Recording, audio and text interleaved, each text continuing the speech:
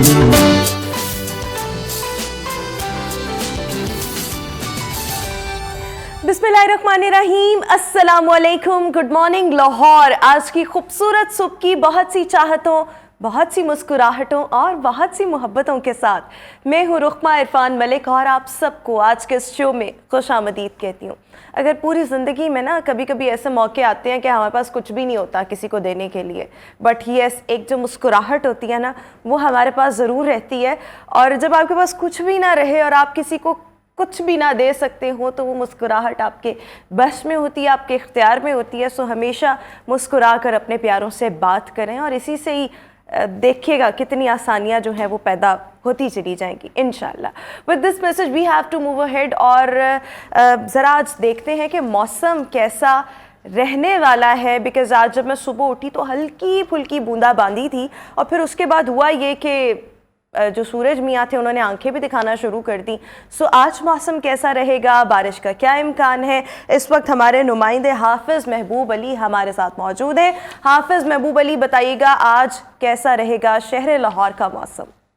जी बिल्कुल, बात की जाए लाहौर शहर के मौसम की तो सुबह के वक्त जो है बारिश ने जो है मौसम सुहाना कर दिया। इस वक्त ठंडी ठंडी हवाएं चली हैं, जिसके बाद जो है वो लाहौर का मौसम खासा सर्द हो चुका है और सर्दी की शिद्दत में भी काफ़ी हद तक इजाफा हो चुका है। महकमा मौसमियात का कहना है कि आज शाम और कल के दिन भी जो है वो बारिश का इम्कान है, जिसकी वजह से सर्दी की शिद्दत में काफ़ी हद तक इजाफा होगा। आज जो है वो लाहौर का ज़्यादा से ज़्यादा दर्जा हरारत 25 डिग्री सेंटीग्रेड जबकि कम से कम 14 डिग्री सेंटीग्रेड रहने का इम्कान है। इस वक्त हवा में नमी का तनासुब जो है वो 44% रिकॉर्ड किया गया है, जबकि हवाएं जो हैं वो 20 किलोमीटर फ़ी घंटा की रफ्तार से चल रही हैं।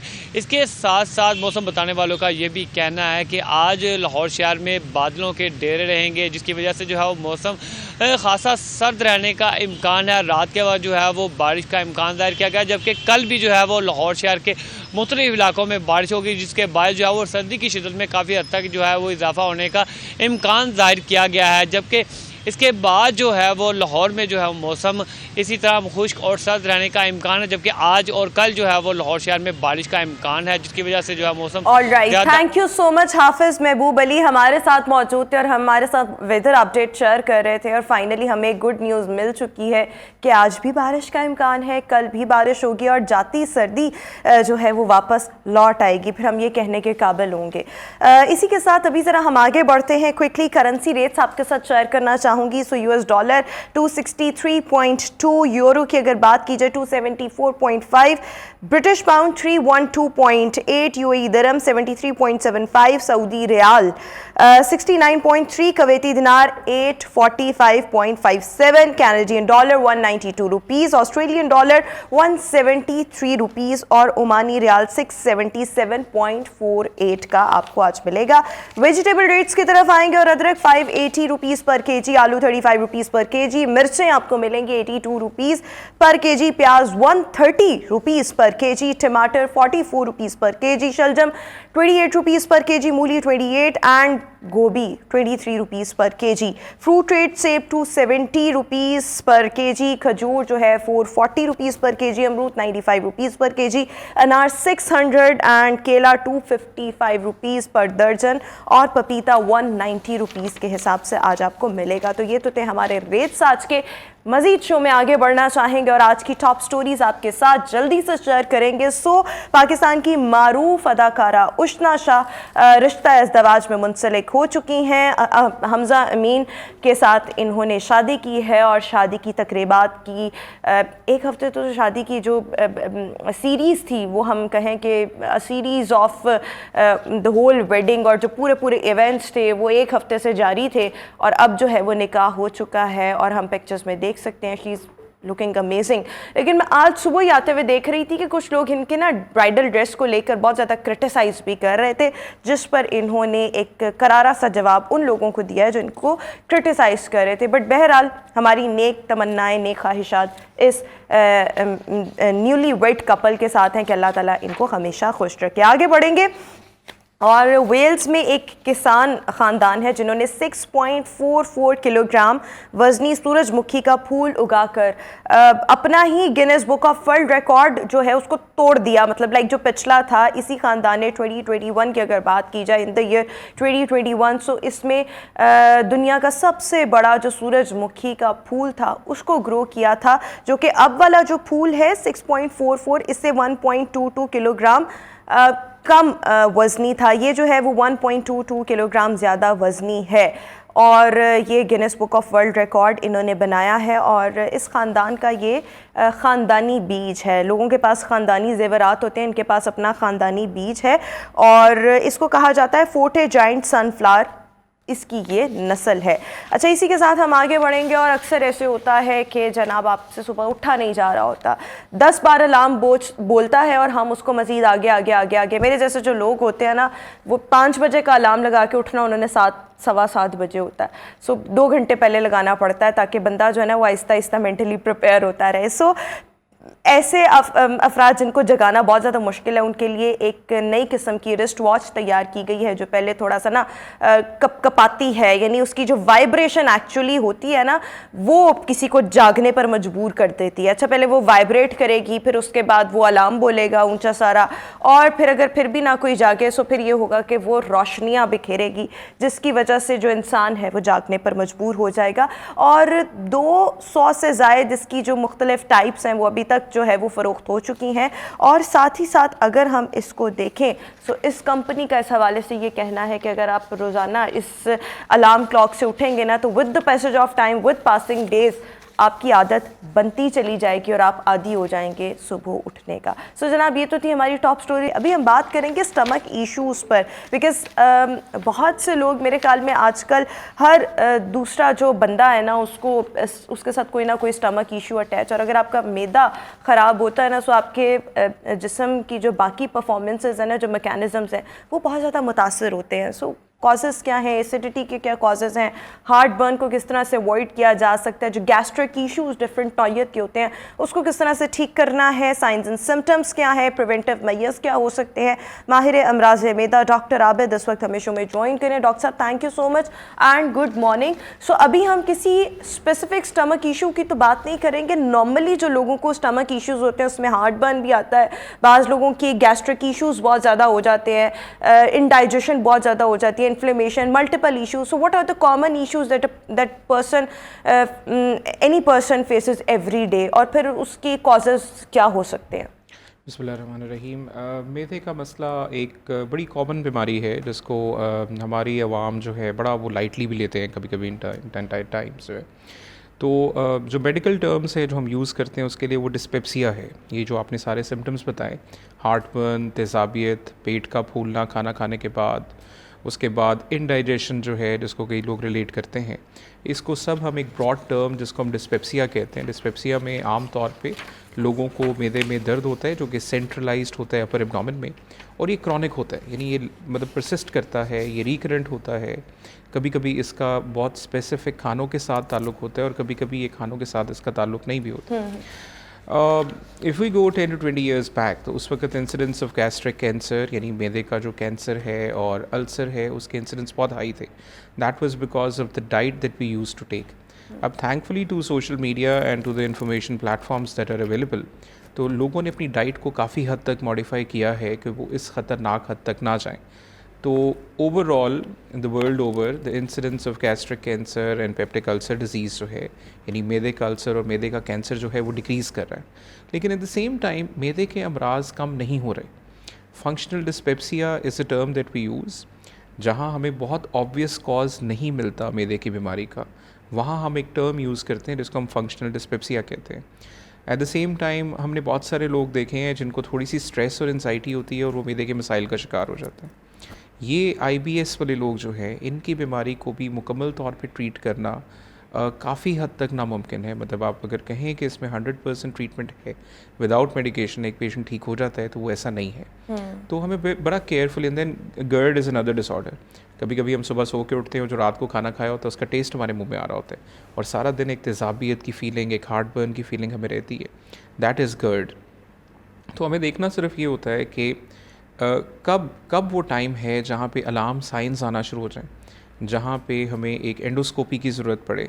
तो मतलब हमें लोगों को आगाह करना है कि ये बीमारी चलती रहेगी। हम बहुत सारे लोग राइसेक का कैप्सूल और मैदे के कैप्सूल वगैरह इस्तेमाल करते हैं, और होम रेमेडीज़ हैं बहुत सारी, लोग दही और पुदीने की चटनी और बहुत सारी चीज़ें इस्तेमाल करते हैं।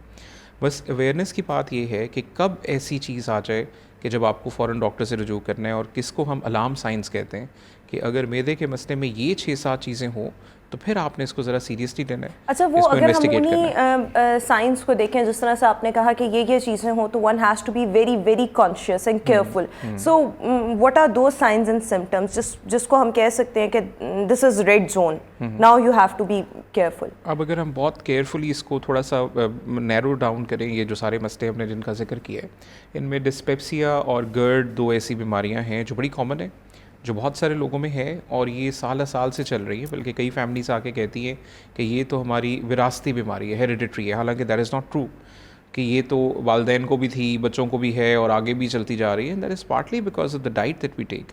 ये जो फास्ट फूड की कंजम्पशन है, जो लेट नाइट मील्स हैं, जो स्ट्रेस का एक फैक्टर है, ये सारी चीज़ें इसमें कंट्रीब्यूट करती हैं।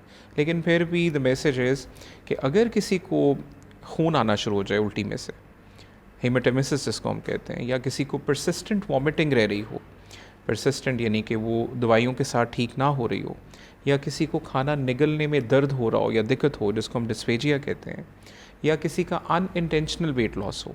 एक होता है इंटेंट करके, इंटेंट हो वेट लॉस का, जहाँ पे आप डाइट को और लाइफस्टाइल मॉडिफाई करते हैं। एक होता है आप खाना भी उसी तरह खा रहे हैं, सब कुछ कर रहे हैं, and there is a drastic weight loss, like say for instance 8 kgs in 2 months या समथिंग लाइक दैट, जो आप खुद से नहीं कर रहे। तो ये वो सारे साइंस हैं जहाँ पे आपको फ़ौरन डॉक्टर से रुजू करना है। अगर एक एंडोस्कोपी तजवीज़ की जाती है तो फिर आपने एंडोस्कोपी से डरना नहीं है, क्योंकि इसकी बेस पे वो सिंपल मैदे की बीमारी नहीं है जो हम खाना खा के या कुछ होम रेमेडीज़ के साथ ट्रीट कर लेंगे। इसकी बेस पे कोई बड़ी बीमारी पीछे होगी, जिसका टाइमली डायग्नोसिस बड़ा ज़रूरी है। And in case we miss that diagnosis, तो फिर इसके कॉन्सिक्वेंसेस बड़े ग्रेव हो सकते हैं। For instance if we miss someone with gastric cancer, तो वो कैंसर शुरू वाली स्टेज में तो ट्रीट हो सकता है। Once it spreads, once it metastasizes, यानी उसका फैलाव हो जाए, तो फिर उसका ट्रीटमेंट मुमकिन नहीं वैसे है। किन केसेस में ये जिस कैंसर की आप बात कर रहे हैं वो हो जाता है? वो किसी और रीज़न से भी हो सकते हैं, या वो स्टमक इश्यूज़ की वजह से ही, अगर आप उसको अनट्रीटेड छोड़ रहे हैं या कॉन्शियस नहीं रह रहे, तो वो वही चीज़ फिर आपके कैंसर में कन्वर्ट हो सकती है? जब हम हाजमे के निज़ाम की बात करते हैं तो इसोफेगस जो खुराक की नाली है, मैदा, छोटी आंत और बड़ी आंत, आम तौर पे जो एक लेमैन टर्म है वो तो यही 3-4 चीज़ें। इनमें हर जगह में अलग-अलग जो है वो कैंसर का इंसिडेंस है। अब अगर हम गर्ड की बात करें, एक ऐसी बीमारी जिसमें मैदे की तेज़ाबियत है, और ये आप हमारे यहाँ पे किसी से पूछें तो ऑलमोस्ट सब लोगों को है। तो बहुत सारे लोग ऐसे आएंगे जो कहेंगे कि जी हमें मैदे की तेज़ाबियत अब बहुत अरसे से रह रही है। इसमें गाइडलाइंस ये कहती हैं कि if we just treat this disease, अगर हम मैदे की दवाई के साथ इसको 2 हफ्ते के लिए ट्रीट करें और उसके बाद भी सिम्टम्स परसिस्ट करें, तो फिर ऐसा टाइम है जहाँ पे वो मस्ट बी अवेयर, जहाँ हमें एक एंडोस्कोपी की ज़रूरत है।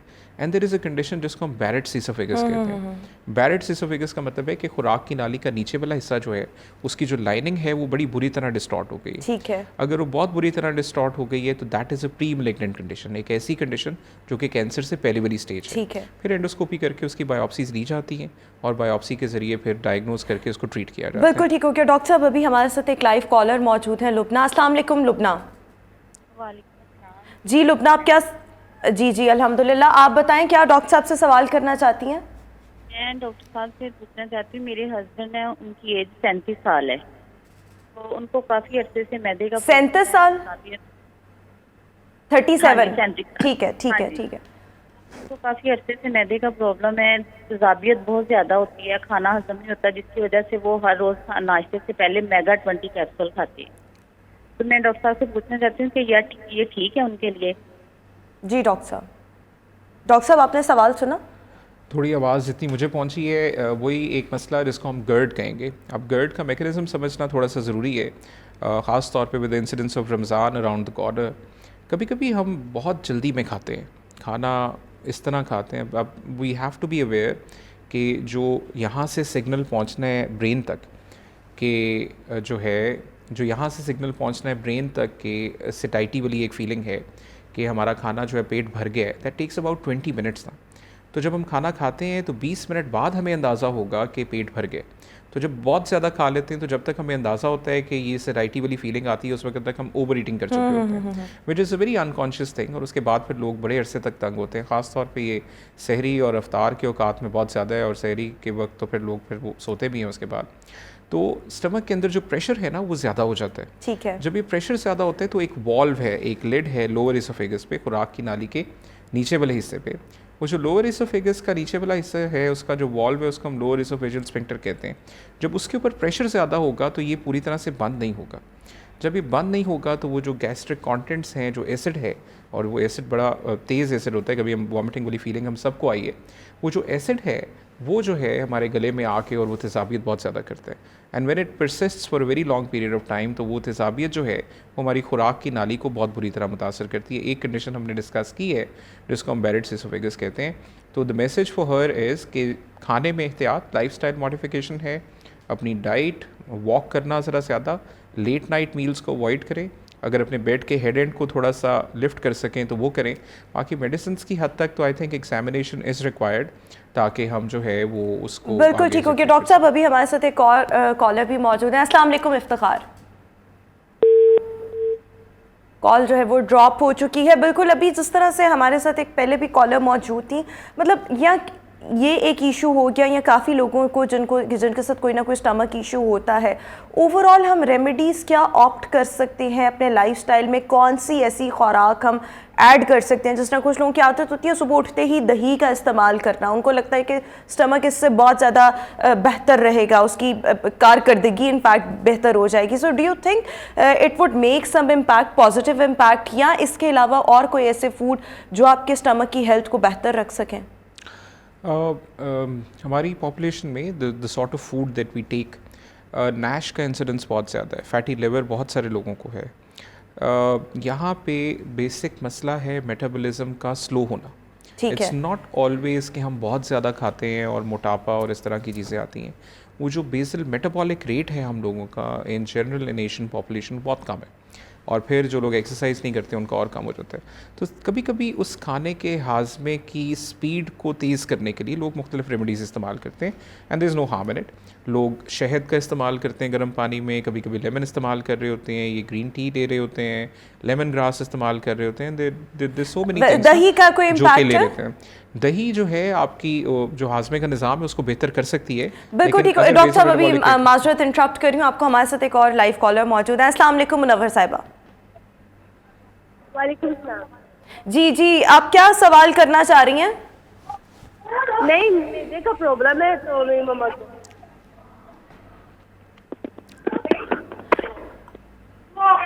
आप अपने टीवी का वॉल्यूम सबसे पहले आहिस्ता करें और फिर आप सवाल बताएं कि आप क्या पूछना चाह रही हैं। हम आपको सुन नहीं पा रहे ठीक से। जी वालेकुम अस्सलाम, क्या सवाल करना चाह रही हैं आप? सवाल ये हम आपसे करना चाहते हैं, हम खाना वालदा है वो खाना खाती हैं तो गैस उनके सर की तरफ आता है, तो आंखों का भी मसला बनता है। तो मैदे के बारे में इसलिए आपसे इंफॉर्मेशन चाहिए थी कि क्या वो डाइट में इस्तेमाल करें।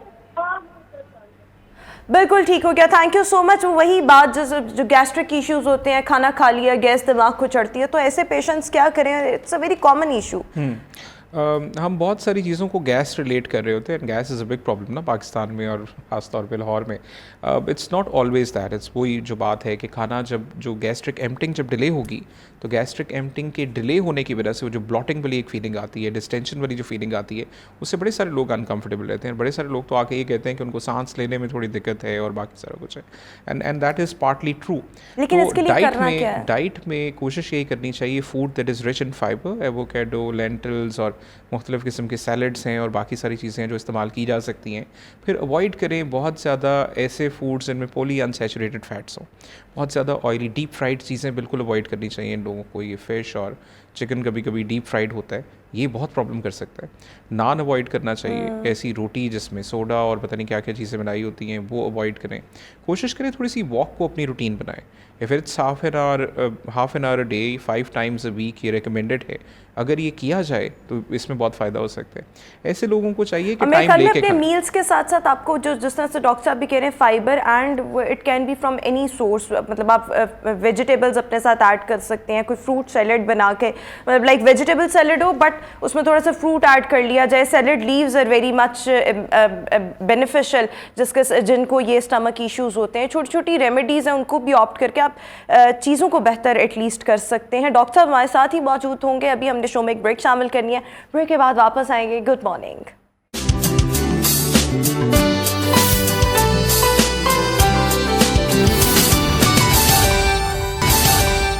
Welcome back after the break. और हम बात कर रहे थे स्टमक इश्यूज़ पर। डॉक्टर आबिद हमारे साथ शो में मौजूद हैं। डॉक्टर साहब, एक बड़ा अहम सवाल ये भी है कि अक्सर जिन लोगों को इंडाइजेशन होती है या उनको लगता है कि हमें गैस्ट्रिक इशू हो रहा है, तो वो क्या करते हैं, ये खाना बहुत ज़्यादा खा लिया है, सो वो बॉटल्स का इस्तेमाल करते हैं, फिज़ी ड्रिंक्स का इस्तेमाल कर रहे होते हैं, सोडा ड्रिंक्स का इस्तेमाल करते हैं। सो डू यू थिंक कि इनसे कोई ना कोई फ़ायदा होता है? क्योंकि मेरे अपने पर्सनल एक्सपीरियंस के मुताबिक एक तो आपकी वैसे आदत होती है ना कि खाने के साथ आपको लगता है कि खाना हज़म नहीं होगा अगर आपने बॉटल का इस्तेमाल ना किया। सो वो जो बर्ब आना, डिकार आना, थोड़ा बेहतर फील करना, ऐसे फील करना कि खाना खाया है लेकिन अभी ड्रिंक लिया है तो वो जो खाना था नीचे चला गया, अभी मज़ीद खाने की स्पेस बन गई है। सो ये फ़ायदा देती हैं? एंड इट्स अ कॉन्सेप्ट जिसको थोड़ा सा समझाना इतना मुश्किल है हमारी पॉपुलेशन को। तो कभी कभी तो हमें बताना पड़ता है कि जो कार्बोनेटेड ड्रिंक्स हैं, फिज़ी ड्रिंक्स हैं, जब आप इनको खोलते हैं तो डकार तो उस बॉटल को भी आ रहा होता है। इट इज़ नॉट नेसेसरीली कि उसका भी अपना खाना हजम हो रहा है। तो वो जो एक फीलिंग आती है ना सेटिस्फैक्शन की, कि वो जो स्टमक का प्रेशर थोड़ा सा कम होता है, उसको हम रिलेट करते हैं जैसे खाना हजम हो गया। हालांकि that is not true. Stomach जो है जब ये खाने का हाजमे का निज़ाम शुरू करता है तो एक एसिड HCl जो है इसके अंदर बनता है। अगर हम इसको किसी भी चीज़ से डाइल्यूट करेंगे, फॉर इंस्टेंस वाटर या fizzy drinks are the worst to do it, तो फिर ये हमारी गैस्ट्रिक एम्प्टिंग को डिले करेगा। तो इन द लॉन्ग रन ये हमारे मैदे को नुकसान पहुंचा रहा है खाने को ज़्यादा देर के लिए वहाँ रख के। और चूँकि वो एक बर्प वाली और डकार वाली एक फीलिंग आती है तो हम थोड़ा सा अच्छा फील करते हैं, और शायद कुछ लोग तो स्पेस भी बना पाते हैं उसको उधर करके। तो वो जो है ऐसे लगता है इंस्टेंट रिलीफ आपको मिल गया, एक आपकी वो एक मेंटल सेटिस्फैक्शन वाली फीलिंग ज़रूर आ जाती है। लेकिन अगर आप मुझसे पूछें तो इट्स नॉट गुड। सुन्नत भी यही है कि खाना खाते हुए पानी ना पिएं, और हम एडवाइस भी यही करते हैं। तो उसकी वजह यही है कि जब वो एसिड डाइल्यूट हो जाता है तो वो खाने को प्रॉपर्ली डाइजेस्ट नहीं कर पाता। ऐसे सारे लोगों के लिए यही मैसेज है कि वो टाइम रख के खाएं। कई दफ़ा हम लोगों को बताते हैं कि आप खुद नोट करें कि आप कितने टाइम में खाना खा रहे हैं, and if it is 20 minutes तो मेक इट 30 मिनट्स। और अगर आप 30 मिनट्स में खाना खाते हैं अच्छी तरह च्यू करके, तो वो जो एक फीलिंग है, जो ब्रेन को एक सिग्नल जाता है कि अब खाना मज़ीद नहीं खाना, तो वो आप में जल्दी आ जाएगा। तो ओवर ईटिंग के जो एक्सपीरियंसेस हैं वो बड़े कम हो जाएंगे। And this is very important in the month of Ramzan, जब हम सहरी के वक्त में शायद बड़ी जल्दी जल्दी खा रहे होते हैं, और इवन अफ्तारी के वक्त में भी, जहाँ पे टाइम हमारे पास थोड़ा कम होता है, सहरी के वक्त सोना होता है या जो भी है, या अज़ान का टाइम होता है, वहाँ पे फिर जब सुबह उठ के एक सारा दिन एक अनकम्फर्टेबल फीलिंग रहती है, इसको सिर्फ अपना 10 मिनट का टाइम खाने में बढ़ा के अच्छी तरह च्यू करके जो है ये हम ख़त्म कर सकते हैं। बिल्कुल ठीक हो गया। अच्छा, इसके साथ साथ ऐसे लोग जिनको बहुत ज़्यादा एसिडिटी हो जाती है खाने के फ़ौरन बाद, एक तो आपने उनके लिए कह दिया कि वो अपना लाइफस्टाइल मॉडिफाई करें, कोई ना कोई वॉक करें, एक्सरसाइज करें, फाइबर रिच डाइट लें। अपार्ट फ्रॉम दिस बहुत से ऐसे लोग हैं जिन्होंने अपने साइड टेबल पर कोई ना कोई, जिस तरह से हम राइज़ेक की बात कर रहे थे, कोई ना कोई सिरप रखा होता है। अभी इंस्टेंट रिलीफ के लिए तो कुछ करना है ना, इंस्टेंट रिलीफ के लिए भी आप कोई डाइट के साथ फाइबर ऐड अगर कर रहे हैं, सो ऑब्वियसली वो 1 हफ्ते बाद 2 हफ्ते बाद उसके रिजल्ट्स देखेंगे। फौरी तौर पर इंस्टेंट रिलीफ के लिए what would you recommend if you are not recommending the soda drinks, लेकिन फिर क्या ऑप्शन हो सकती है? Not in terms of medicine, in terms of home remedies जो है ना, वो हम होम रेमेडीज या कोई ऐसा सिरप बता दें जैसे मिंट जो है लोग बड़ा यूज़ करते हैं, विच इज़ गुड। पुदीने की चटनी लोग यूज़ करते हैं, which is again very good. There are some fruits, banana, yoghurt वगैरह जो है जो आपको हेल्प कर सकते हैं। फिर इसके अलावा एंटासिड्स मार्केट में बड़ी वैरायटी के मिलते हैं, and I wouldn't name any. तो वो जो हैं वो इंस्टेंट रिलीफ के लिए अच्छे हैं। लेकिन अगेन इफ़ द प्रॉब्लम परसिस्ट्स, अगर ये लंबा हो रहा है, तो फिर this is not simple heart burn, इसकी बेस पे कोई ना कोई डिजीज़ होगी। अब वो ज़माना नहीं है कि हम बड़ों से पूछ के और बस इलाज करते चले आए, और फिर हम अपने आप को ना देखें और सिम्टम्स और साइंस को बड़ा केयरफुली ऑब्जर्व ना करें। और जब हम ये करते हैं तो अल्टीमेटली नुकसान हमारा ही है। अगर तो सिम्टम्स रिलीव हो जाते हैं 2 हफ्ते की मेडिसिन से, 4 हफ्ते की मेडिसिन से, well and good, you don't need to see anyone. लेकिन अगर सिम्टम्स रिलीव नहीं हो रहे और आप थोड़ी बहुत लाइफस्टाइल भी मॉडिफाई कर रहे हैं, then you need to see a doctor. फिर आप देखें, तशख़ीस जो है वो बड़ी ज़रूरी है। जब तशख़ीस एक दफ़ा हो जाए उसके बाद उसका इलाज करें। कभी कभी बहुत सारे ये जो सिम्टम्स होंगे, जो अलार्म साइंस जिसकी हमने बात की, हेमेटोमेसिस फॉर इंस्टेंस, या अनइंटेंशनल वेट लॉस जो है, ये कैंसर का पहला साइन होगा। तो if we just detect it early तो उसका इलाज भी मुमकिन है। अगर हम इसको लेट कर देते हैं तो फिर इलाज जो है वो तकरीबन नामुमकिन होता जाएगा। बिल्कुल ठीक हो गया। Last thing, what's your comment about the figs, जिसको अंजीर का इस्तेमाल करना, अपनी डाइट में इन चीज़ों को ऐड करना, तुख मलंगा, ये हमारी होम रेमेडीज़ के तौर पर हम इनको कर सकते हैं, बट आई डू फील कि इन चीज़ों से इम्पैक्ट पड़ता है और आप बेहतर फील करते हैं। एंड चिया सीड्स और बहुत सारी चीज़ें जो हैं, येस दे वंडरफुल मतलब थिंग्स जो हैं जो आप घर में ले सकते हैं, नॉट ओनली मैदे के मसलों के लिए बल्कि और भी इनके फ़वाइद बहुत ज़्यादा हैं।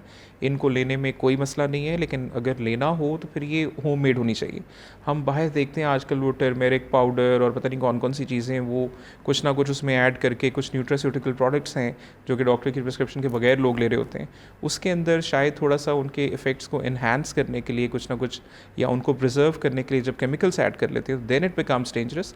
अगर आप घर में भी ये चीज़ें लेना चाह रहे हैं तो उसमें कोई हर्ज नहीं। बिल्कुल ठीक होगा। मेरे ख्याल में एंड ऑफ द डिस्कशन या अगर हम कंक्लूजन देखें तो fibre rich diet along with the lifestyle modification, जिसमें सबसे पहले आपकी फिजिकल एक्टिविटी जो है वो बहुत ज़्यादा ज़रूरी है, with all these things, sorry natural sources जो हाँ, हैं, natural ऑर्गेनिक फूड जो sources। है वो बड़े अच्छे हैं। प्रिजर्वेटिव्स अवॉइड करने चाहिए जिस हद तक हम करें। फिजी ड्रिंक्स को अवॉइड करना चाहिए। लेट नाइट मील्स अवॉइड करें। कोशिश करें कि लाइफस्टाइल थोड़ा सा एक्टिव हो। अपना बेसल मेटाबॉलिक रेट यानी खाना हज़म करने की जो सलाहियत है उसको इंक्रीज़ करने के लिए अगर आप वॉक कर सकें, अगर आप सुबह के वक्त कोई इन्हांसेस लेना चाहें या कुछ ऐसा करना चाहें तो that will be very good. बिल्कुल ठीक हो गया। Thank you so much doctor Abid हमारे साथ शो में मौजूद थे। व्यूअर्स, अभी हम शो में एक ब्रेक शामिल करेंगे, हाजिर होंगे ब्रेक के बाद। Good morning Lahore.